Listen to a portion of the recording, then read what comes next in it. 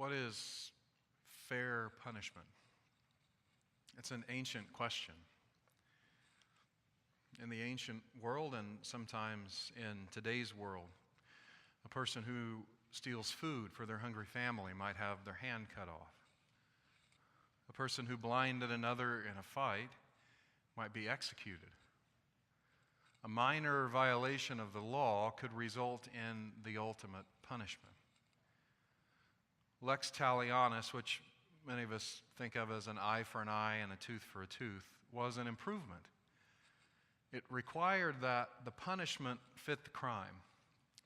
Put out your neighbor's eye, your eye was the punishment, not your life.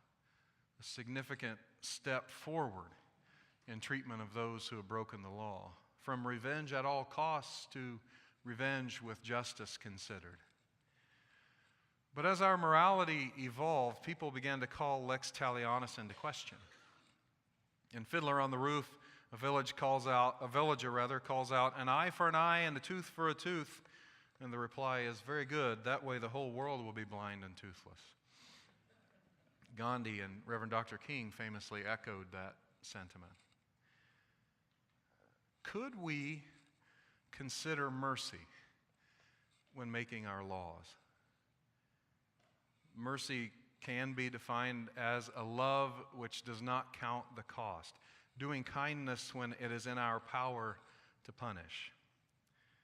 We as a culture have worked very recently, maybe we're still working, to eliminate mercy from the justice system, insisting that more and more crimes deserve increasingly severe punishment, increasingly longer sentences. I believe the current state of our own country, the current state maybe of Arizona, tells us that we now need another evolution in our thinking from change from revenge with justice considered to justice tempered with mercy. According to the International Center for Prison Studies, the U.S. imprisons 2.2 million people, or 707 of every 100,000 of its citizens. That's more total and per capita than any other major nation in the world. By comparison, remember that we imprison 707 out of every 100,000. By comparison, Russia imprisons 470 of every 100,000 of its citizens. Said differently, our per capita prison rate is almost 50% higher than Russia's. It is more than 100% higher than China's. There are a lot of reasons why that's true. But surprisingly, a high national crime rate is not one of those reasons. In fact, U.S. crime rates have been falling. Heather Shainfeld, who's a professor of sociology at Ohio State, writes, the U.S. has the highest incarceration rate in the world, not because it has higher crime rates, but because it imprisons more types of criminal offenders, including nonviolent and drug offenders, and keeps them in prison longer. With the exception of homicide, U.S. crime rates are comparable to other European countries with much lower incarceration rates. High incarceration rates, she continues, are the result of truth in sentencing, a policy in which if you're sentenced to 20 years, you have to serve a big percentage of that 20 years, no matter how you do in jail. Mandatory minimum and 3 strikes laws, which have limited judicial discretion in sentencing and parole release. And she concludes, as a result, sentences are now mainly determined by what the prosecutor decides to charge. And prosecutors routinely overcharge defendants in order to encourage plea agreements. One recent example is Marissa Alexander, the Florida woman who was sentenced to 20 years in prison for firing a warning shot near her abusive, estranged husband. No one was harmed, but the mandatory minimum sentencing rules required the judge to give her a 20-year sentence. Earlier this year, she was released, but only after she changed her plea to guilty. She'll still be on house arrest for 2 more years. These mandatory minimum, truth in sentencing, and 3 strikes laws are often the result of politicians taking a tough-on-crime position. It is essentially a policy of revenge. These offenders are threatening our way of life, so we must lock them up and not let them out early, whether or not they seem to be reformed.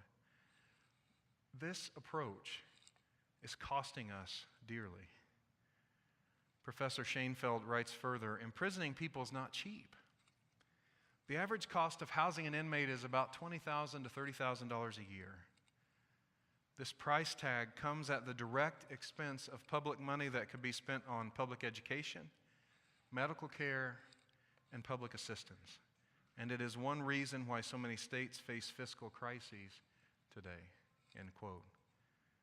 Arizona may qualify as a state in fiscal crisis. This year's budget shortfall was dramatic. And it isn't just because of our prison count. Our tax code could be the subject of another sermon on morality and public policy. But our state does have the 6th highest incarceration rate in the country. We're paying millions of dollars to house nonviolent offenders. And via truth in sentencing laws, we require nonviolent offenders to spend at least 80% of their sentence behind bars, rather than having a strong early release program. Meanwhile, this year, $102 million was cut from state universities. The nation's harshest restriction was placed on temporary assistance for needy families. The newly created Department of Child Safety was terribly underfunded, requiring enormous caseloads and poor service to children. And 5% was cut from mental health care and general health care providers serving the poorest of Arizona citizens. Even as the budget spends money on the construction of a new private prison. According to Dave Wells at the Grand Canyon Institute, that prison will cost us $1.5 billion in the next 20 years for its upkeep. You could argue that all this happens because politicians' palms are greased by private prison companies, and you'd be right about that, partly. Governor Ducey received tens of thousands of dollars in capital campaign money from these companies, but there's something deeper, I think. Politicians sell this way of punishing criminals by tapping into voters' fear, by arguing that those who commit crimes, any crimes, are endangering our way of life, and that revenge-based sentencing is required to keep us safe, even as there seems to be no correlation between the crime rate and the number of people in prison. We've also been told that an increasing number of violations require jail time. We've even begun imprisoning undocumented migrants, though being here without documents is not a criminal act. And now we're paying the price for this approach, as the quality of our children's education is declining and the most vulnerable among us are increasingly underserved. Our revenge approach to sentencing is part of what is eating us alive.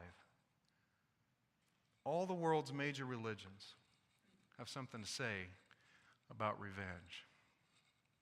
We often hear these teachings as being only about our personal lives, but I think they apply to societies and to policy too. The Buddha is reported to have said, if you are in rage and longing for revenge, whether you return some evil to him or not, you will evermore torture yourself with the pain that is always inherently born of any hate. If out of rage and anger your enemy should do you some real wrong and harm, why do you imitate his evil behavior by growing blind hate in your own mind? That wrath and hate through which the foe has done some unpleasant thing, that inner hate indeed you should destroy. Then how can you worry without any cause? Again, I think this isn't just true in our personal lives. When we sow laws of revenge, we torture ourselves as a society and reap the rewards we're reaping now. High incarceration rate, greed as we incentivize full private prisons, discrimination against minorities as African Americans are 6 times more likely to be arrested than whites, discrimination against other people who are vulnerable as mentally ill people are imprisoned at high rates in the United States. We are reaping the rewards of a revenge mindset. As a remedy, consider the teaching of Taoism. In her 2004 book, Cosmos and Community, The Ethical Dimension of Taoism, Livia Cohn lists essential precepts of the faith. The last 2 of her 10 precepts are, when someone comes to do me harm, I will not harbor thoughts of revenge. And as long as all beings have not attained the Tao, I will not expect to do so myself. Taoism reminds us not only that revenge is never the right response, but that our duty is to help even the one who has violated the law find Tao herself. It is an acknowledgement of the inherent worth and dignity of every person. To that same point, the Dalai Lama said we should not seek revenge on those who have committed crimes. We should reflect that by the law of karma, they are in danger of lowly and miserable lives to come. And our duty to them, as to every being, is to help them rise toward nirvana, rather than let them sink to lower levels. Mercy toward those who have broken the law. Maybe the clearest evidence of our need to forsake revenge is the death penalty. Last month, a Washington Post story began with this paragraph. The Justice Department and FBI have formally acknowledged that nearly every examiner in an elite FBI forensic unit gave flawed testimony in almost all trials in which they offered evidence over a 2-decade period. The story detailed the FBI's exaggeration of hair evidence in murder trials.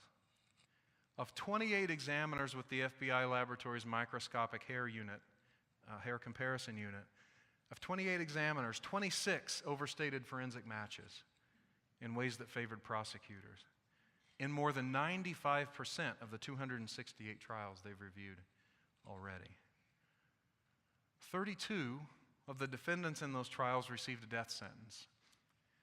14 of them have either already been executed or have died in prison. 4 of those 32 who received the death penalty have already been exonerated. How many of those people were wrongly convicted using faulty hair analysis? We don't know. Were there any of the 14 who are already dead who were executed innocents? Again, we can't be sure yet. Maybe never. The possibility of having wrongly killed a human being might be enough to drive us away from revenge killing forever. It is a scar on the soul of our country, an irreparable harm to a sister or brother. What might mercy mean? Maybe it would mean shorter sentences, more rehab in place of prison time, stronger early release program, less detention and more funding for programs in our prisons. We quote King and Gandhi and the Buddha when it's convenient. But when putting their teachings into practice is difficult, often people put on the armor of worldly wisdom. They say this is all naive. The world is just the way it is. They imply that we can never put these values into practice, even though we sing about them, preach about them, and talk about them. They talk about the real world and the world of faith, the world of our most deeply held values. But I say it is naive to believe that we can keep walking this path without serious consequences. How long? How long can we continue to cut education to build private prisons? How long can we take the budget knife to services to the poor and underserved? It is foolish to believe that we can have our values on the one hand and live lives and issue policy which don't match them on the other. How long will revenge lead us around by the nose while it slowly drains us spiritually, financially, and otherwise? It may not surprise you that I don't have a policy already written to fix this problem. In these 20 minutes, I wouldn't have time to deliver it anyway. That's the only reason I didn't. I do believe it's time for us to put revenge aside whenever we can, as individuals and as a nation. What if we did away with mandatory sentencing laws and instead allowed judges to exercise discretion in cases like Marissa Alexander's, where the judge indicated they would have liked some discretion? What if our first question was not what does this crime deserve, but how merciful can we afford to be in this case? And where in our personal lives can we find opportunities to be beacons of mercy every day, changing the world little by little by little? May it ever be so.